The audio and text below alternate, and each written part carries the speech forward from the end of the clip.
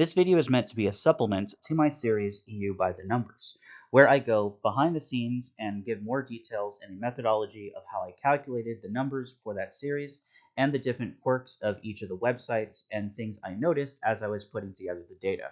If you're watching this in the playlist and you just want to get to the rankings, you can feel free to skip this video. So over 2 years ago, I, for the expandeduniverse.com, took the average rankings and star ratings of every single Star Wars Legends books across the 5 major websites that do user ratings and reviews for a series of rankings that I did. One thing I haven't done in this series is actually explain how I calculated the numbers and the different things of the different websites. So I will do that now.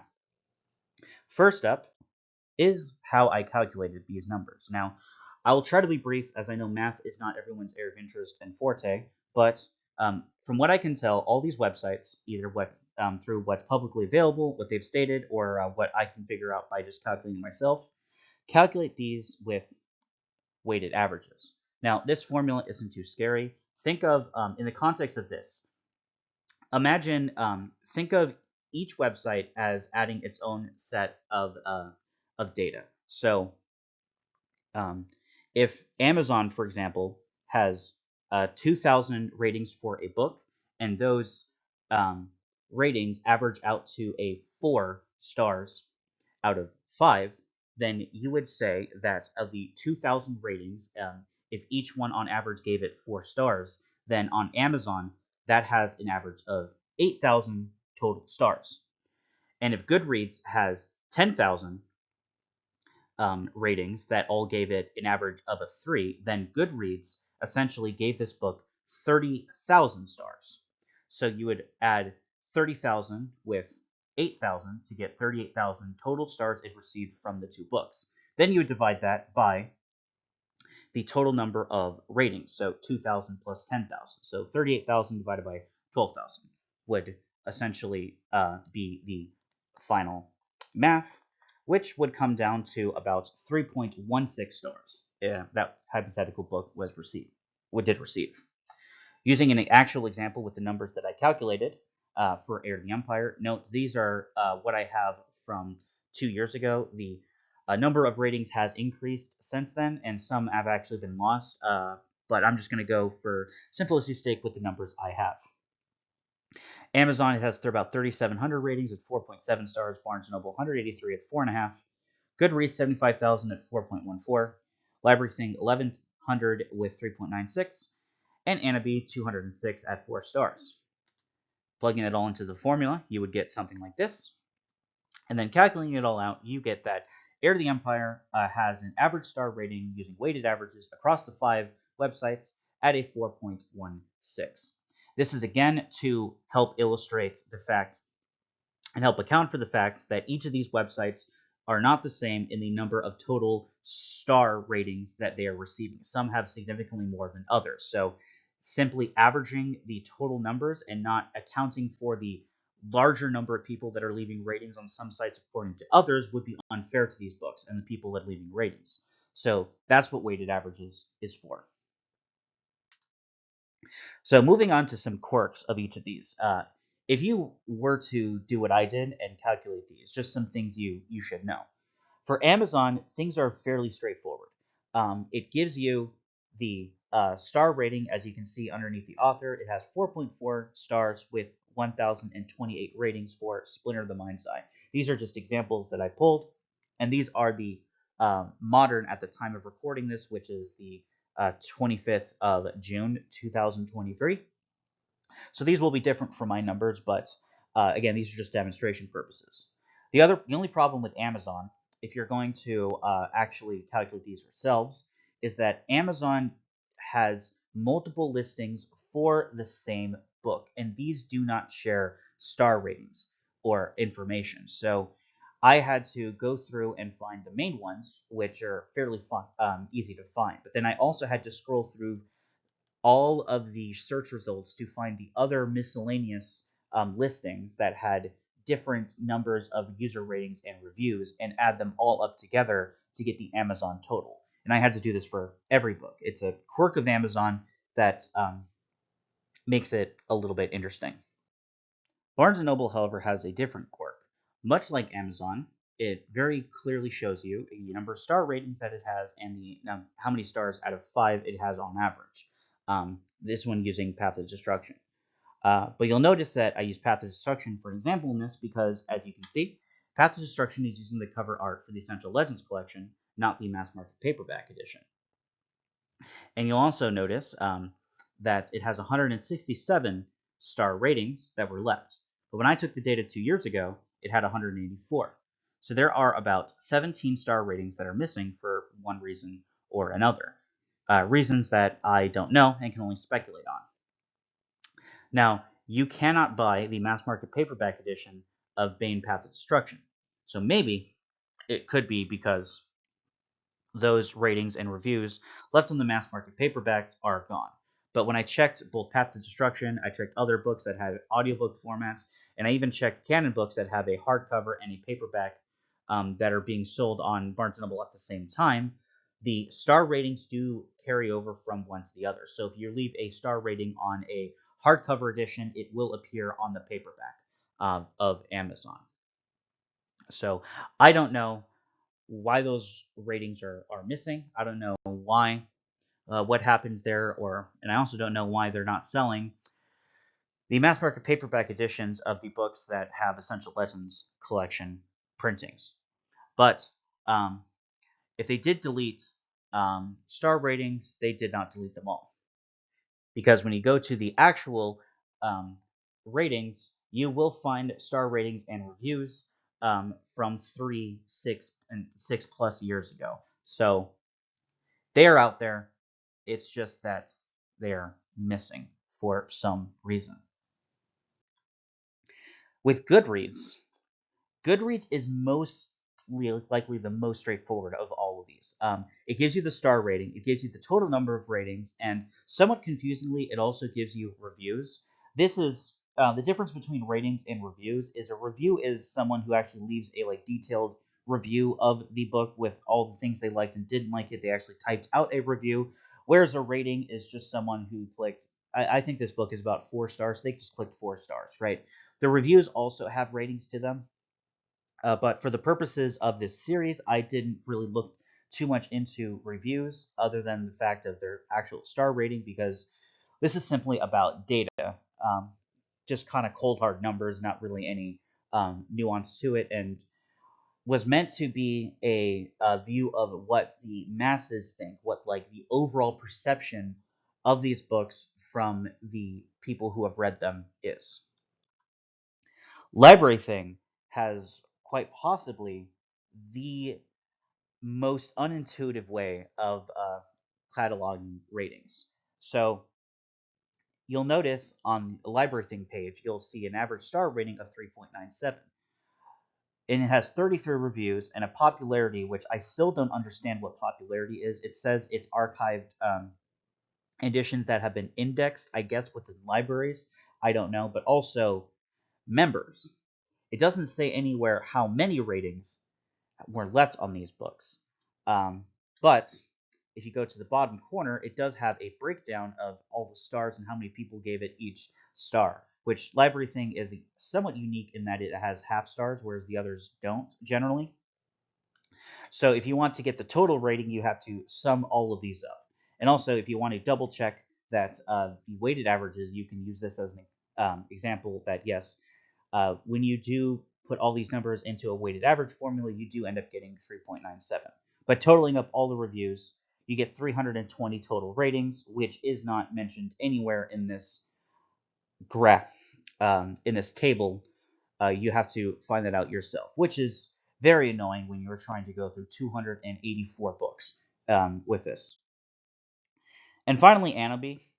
Kind of the same problem, a dual problem actually, that Anobi has with Amazon and LibraryThing, because it also has it at least will tell you that Rogue Squadron has a 4 stars and has 9 people that left a rating on it, but it just kind of gives you the rounded star average of 4. It doesn't really give you very much decimal places, so if you want to know what the exact star rating is, you do have to, again, calculate it yourself.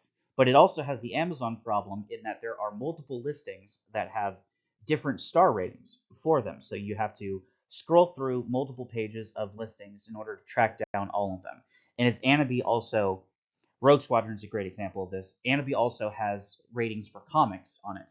So when you type in Star Wars Rogue Squadron, you will have to not only go through the X-Wing series, but also like scroll through the different Rogue Squadron comics. Now, as for some charts, just kind of comparing the 5 websites, because these 5 websites are not equal. Generally speaking, when you're going over each website's average star rating, Amazon has by far the highest, at a 4.5 stars on average. The Amazon users, for some reason, are very generous to books. Barnes & Noble is second, Anabi third, Goodreads fourth, and LibraryThing, they are the lowest.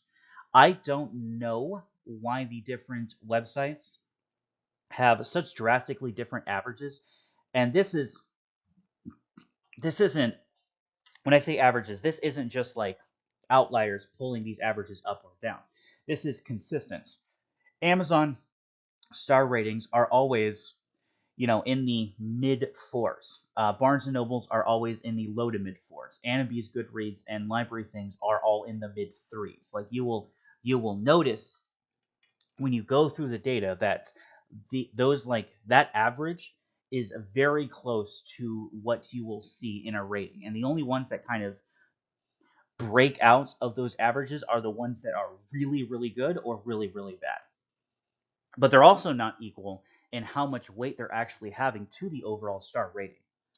As when you break it down by the total number of ratings, Goodreads is accounting for 92% of all of the star ratings from these 5 websites. So, generally speaking, whatever Goodreads says when you're taking the overall averages is pretty much around where the final number will be. That's not to say that the others aren't having an effect. They certainly are.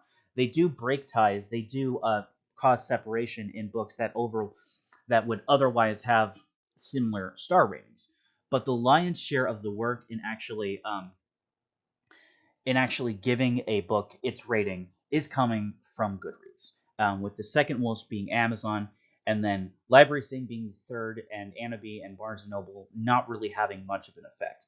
Another thing is that for this YouTube series, I've mainly been focusing on the adult novels.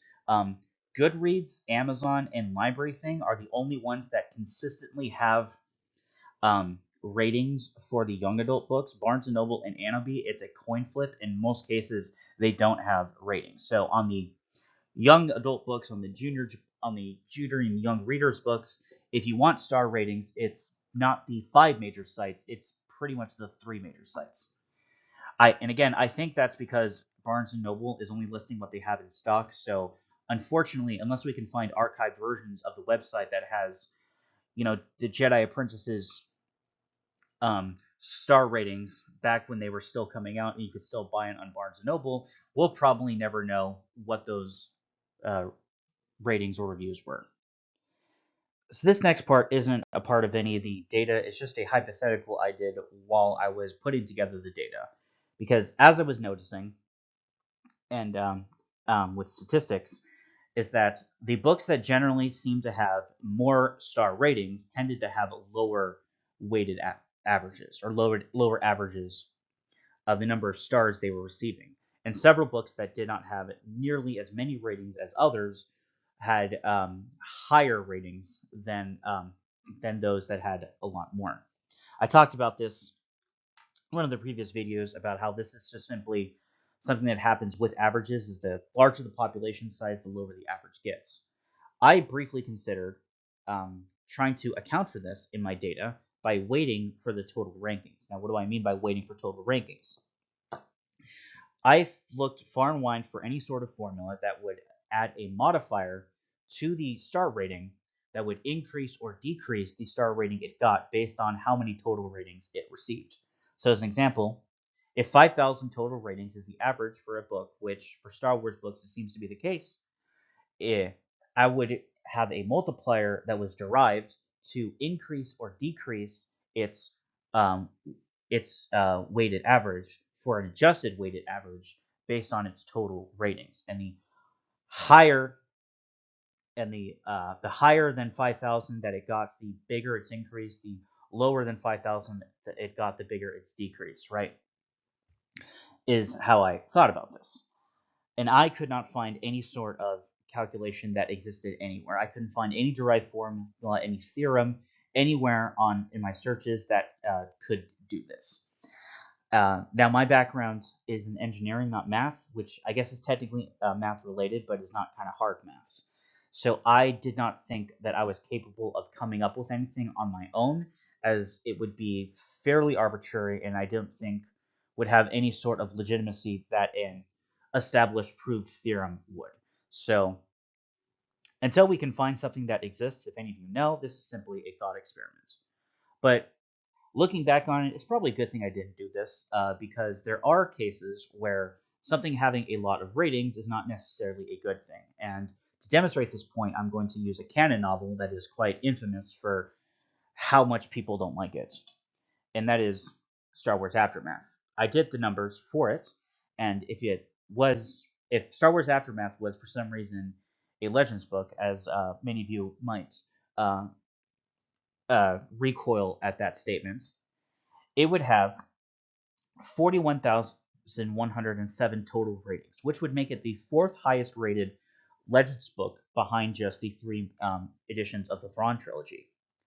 However, its total star rating, or its average star rating, adjusted from the four sites, is a 3.38, which would make it 153rd in the bottom 10, and well ensconced into that bottom 10 at that. So there are examples of books that are just universally hated, and just because a lot of people have read the book does not mean a lot of people like the book. That there might be a reason that it has the low rating that it does. So again, this is just a thought experiment, and for now, it's shelved until maybe we can find a solution for this. But I don't know.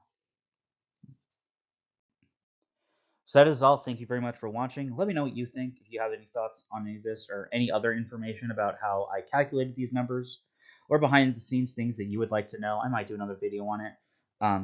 If you're watching this in the playlist, please look forward to the rankings. I hope everything I was able to explain made it clear and give you some context. And until next time, take